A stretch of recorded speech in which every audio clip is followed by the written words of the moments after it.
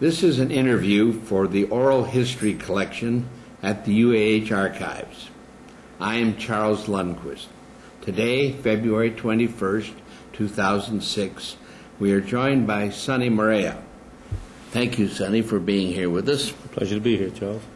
To start, for the record, can you give us a brief history of your career, where you spent your youth, where you went to school, and how you came to Huntsville in the space program? Well, okay.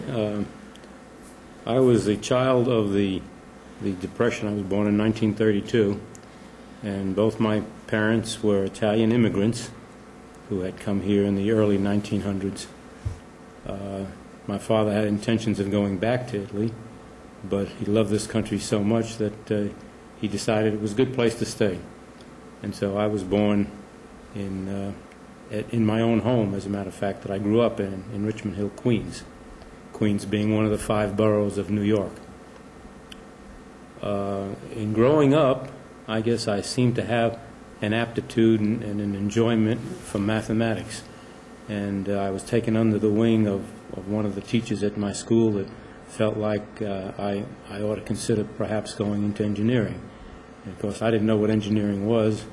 My dad owned his own construction company, so I knew something about the construction field. In fact, I ended up being hired by him on weekends, where he paid me $13.95 for a whole day's labor, which was pushing a wheelbarrow of bricks or block or whatever up a ramp type of thing. So I used to work one weekend with him, made $13.95, and the following weekend I had a passion for flying and aviation. And although I don't know why, other than the movies were starting to come out showing airplanes in action and what have you, and as a young child I just became enamored with it. So I decided, I really would like to learn how to fly. And of course my parents, being from Italy and being Italian immigrants, they were just appalled by this whole thing. But I was very fortunate. I had a rather liberal sister who was 4 years older than I, who said to them, "This young man is almost a man. Let him make his own decision. If he wants to learn how to fly, support him." And sure enough, they allowed me to do that. Now, back in those days, of course, I wasn't allowed to drive a car to get to the airport. My father wouldn't take me to the airport. My sister wasn't driving yet. So the only way I could get out on Long Island to where the field was that I learned how to fly in was to hitchhike. Now, those were the days when it was fairly safe to hitchhike. But I used to hitchhike every other Saturday morning to go out to a little field out in Amityville, Long Island, called Zon's Airport. No longer there.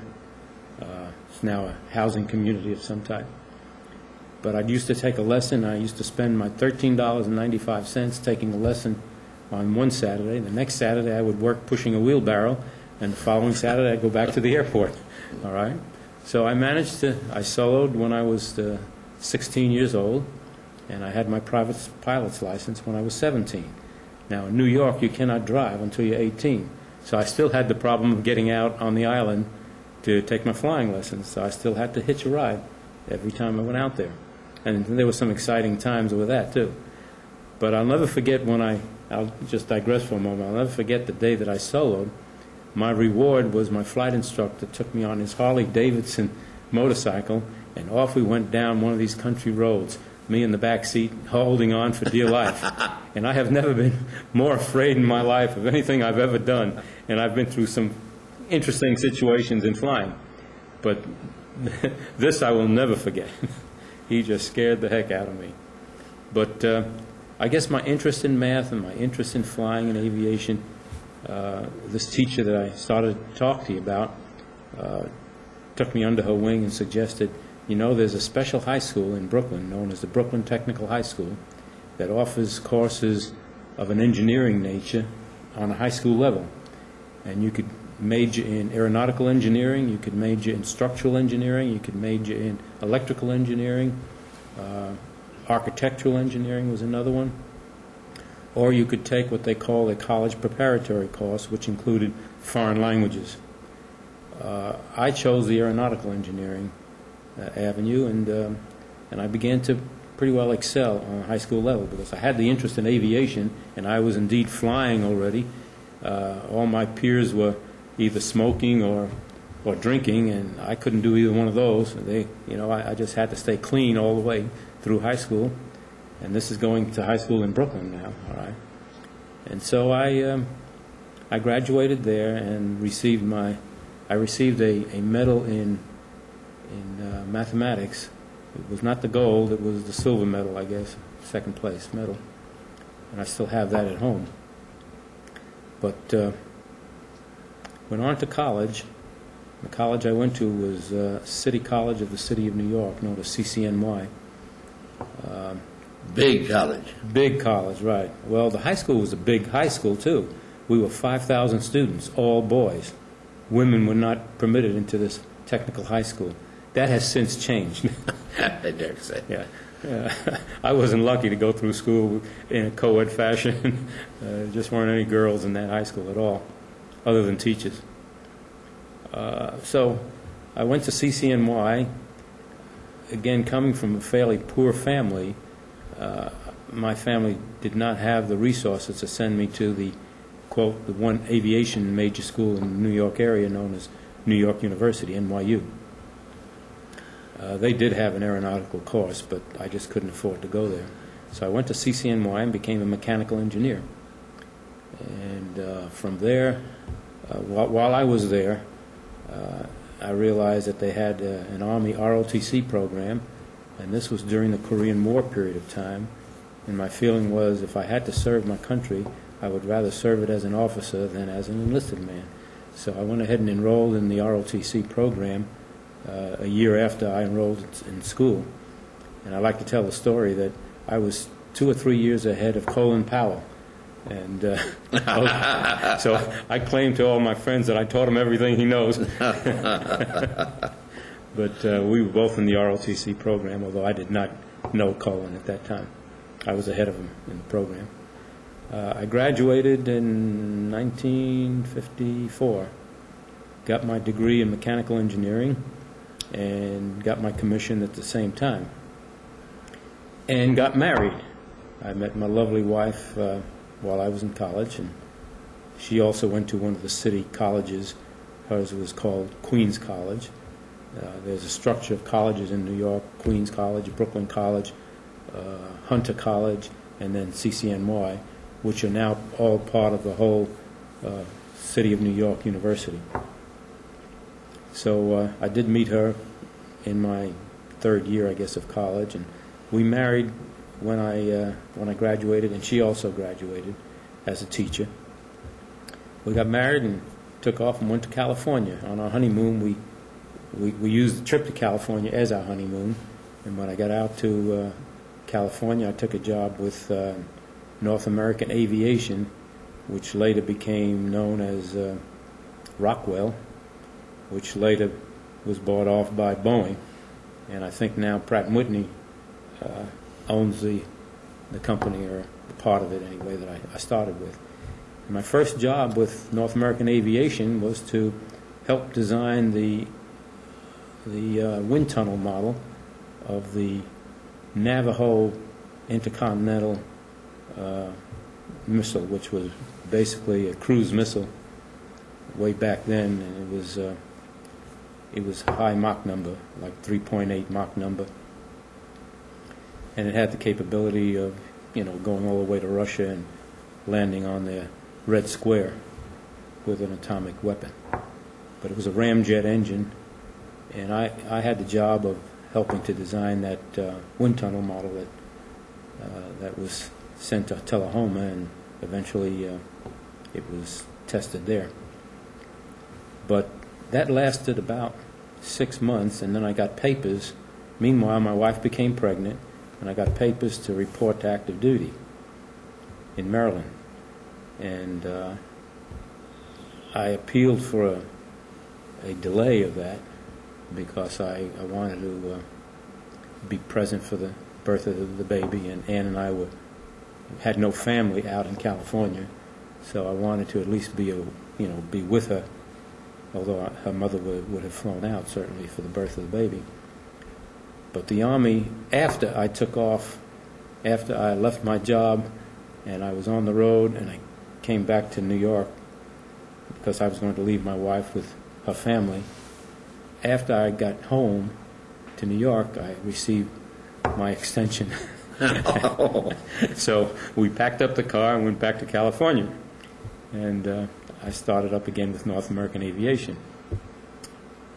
Well, when that year time, they gave me a 6-month extension. So essentially 1 year after I graduated college, I did enter the military service. And I went to Aberdeen Proving Grounds for a 4-month period of time. And the Korean War, as I remember, was just winding down at that time. So there wasn't much risk of being involved in any action. But all of the students at the Aberdeen Proving Grounds that were in my class were getting orders to Watervliet, to Korea, and various other places. And I, as the captain was giving out the orders to the class, he would just say, Lieutenant so-and-so, you're going to Watervliet, and on, Well, he came to me, he said, well, Morea to Korea. He didn't like to pronounce my name Morea, so it was Morea to him. Morea to Korea. So I thought I was going to Korea. When I looked at the orders, it said Huntsville, Alabama. And I didn't know where Huntsville, Alabama was. Knew where Alabama was, but I didn't know where Huntsville was. So that's kind of how I got here. I was assigned here by the Army. And when I arrived, I reported to see General Toptoy, who was the commander of the post here. What year was that? That would have been 1957. Yeah, 1957. June 10th, 1957, as a matter of fact, is when we drove in over the mountains. And I went to see General Toptoy, and he said, I want you to go see, I want to assign you to the Guided Missile Development Division, GMDD, which was part of the Army at that time, and go to this office in this building, and they'll interview you there as to where they'll fit you in. So when I went to, it was 4888, which is still on Rideout Road there, one of the low buildings, the one-story buildings. Went in there, and I asked for this room number, and they told me just go down, all the way down the hall at the far end. Went down there, and I walked in there, and the secretary was waiting for me and said, well, just take a seat in the office. Dr. Von Braun will be in there momentarily. And so I didn't know who Dr. Von Braun was at that time. But he certainly seemed important. He had a nameplate on his desk that said Dr. Werner von Braun. And when he came in, I have to tell you that I have never felt more comfortable in front of a figure who had that kind of authority and responsibility as I did with von Braun. And his words to me were, well, I see you're a mechanical engineer. He said, we do lots of things where that profession is required kind of background. He said, what I'd like you to do is take the next 6 or 7 weeks, and I'd like you to tour the different laboratories and talk to the various heads of the laboratory as to where you might feel comfortable fitting in. Then come back to me, and I'll assign you there. And that's exactly what I did. And I went to work for Hans Paul, who headed up the thermodynamics and heat control areas. And I worked with Hans for maybe another 6 weeks when the number 3 man at the center, Ludwig Roth, spotted me in one of these cubicles and said, and apparently he knew a little bit about me, had seen my resume or something, came in to see me one day, and he said, he says, you're from New York, right? And I said, yes. And he says, we have a real problem in the thrust vectoring area of the Redstone missile. And the people who are doing the work are up in New York, Ford Instrument Company, and we'd like to have someone to spend some time doing liaison work with them to keep our finger on what's going on there, because they're the people who make the thrust vector control system in the hot gas of the rocket engine, and it's a very critical part of the missile. And would you be interested in going and being a part of that? I said, oh, yes. So it gave me a chance to go back home, about every month I was up in New York on business, working with Ford Instrument Company, and I guess that particular group that was doing that liaison work was called the Technical Liaison Office, and it was headed by, I guess that was Connie Dannenberg at that time. Okay, and periodically I would be talking with Connie Dannenberg, and electronics and gyro mechanisms and stuff like that just were not my field, although the liaison work was pretty simple. It didn't really require a great deal of knowledge of that particular field. But Connie got a hold of me, Connie Dannenberg, and he said, would you be interested in moving over to propulsion, because you seem like you'd like to be working in that kind of a field? I said, oh, yes, sir. So he said, well, we can do that. And I got moved into propulsion, and that was kind of my introduction to getting into rocket engines. And at that time, I was assigned under Leland Ballou, who headed the propulsion technical liaison office. And I was assigned to the Jupiter engine. Jupiter was the big missile at that time coming on board. And I worked the S-3D rocket engine that Rocketdyne was developing as sort of an engineer capacity in a technical liaison office. I was around at the time when we were starting to think about going to the moon, starting to think about a vehicle like a Saturn I and a Saturn 1B, and that it would require an engine like the S-3D, but with better attributes than the S-3D had. So it was a product-improved version of an S-3D, and I was assigned as kind of the chief engineer for the development of the H1 engine for NASA. So I picked that role up for a while, and of course we get about into the period where the Russians now put Sputnik up, and the President Kennedy made the announcement that we were going to go to the moon, and of course that required a completely different type of booster and rocket, and there was a new engine completely that had to be designed in order to handle the Saturn V mission of the Apollo program. So I was kind of one of the leading candidates to maybe pick up the responsibility to be a project manager on that. All sorts of bells and whistles in here. So I was asked to follow the development of the F1 engine. At that time, the F1 engine was under the cognizance of Washington, and a fellow by the name of Oscar Bessio was sort of the lead person in Washington, D.C. over that engine. So I was just assigned to support him and to bring a martial perspective to what was going on there. However, they quickly realized that the project could not be managed out of Washington, D.C., since it had to be integrated into a vehicle or a booster called the S-1C of the Saturn, and they felt like that management responsibility ought to be Marshall's. So they transferred the management of that to Marshall, and Dr. von Braun, I guess, agreed with Connie Dannenberg and Leland Ballou that I ought to be the guy to head that particular engine development up. So I picked up the engine development responsibility probably in 1960. And I stayed with that through about 1966. I took the F1 engine development through its initial phases, through its development, and through its qualification for manned flight, and through its first couple of 2 or 3 flights. And at that time, the manager of the J2 engine program, Bud Drummond, was given an opportunity, or at least desired the opportunity, to join Leland Ballou, who was then named to head up the Skylab program.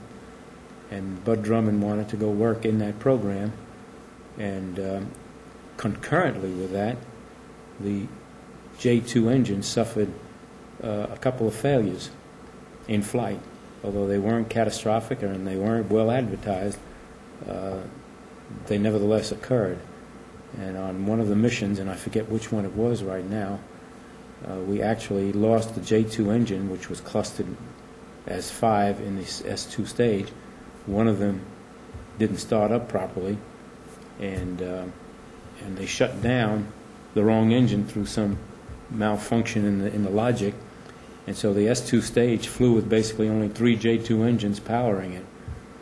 But it just burned a lot longer. It had the propellant, it burned a lot longer to get the necessary velocity to put the S4B into orbit around the Earth. And the S4B had a singleton J2 engine in it, and it started up just fine and ran just fine. And then one of the things that it had to do was to shut down while the orbit of the S4B was carefully calculated around the Earth to determine when we would reignite that engine to put it on a translunar trajectory. Well, when the time came to reignite the engine, and we were not going translunar at that time, but the test was to make sure the engine would ignite and to see if the S4B would behave properly. So when they tried to ignite it the second time, it failed to ignite. So we did have a mission failure at that point. Well, it was in this kind of environment that I guess von Braun felt like, well, I've lost the guy who's heading that program. I want to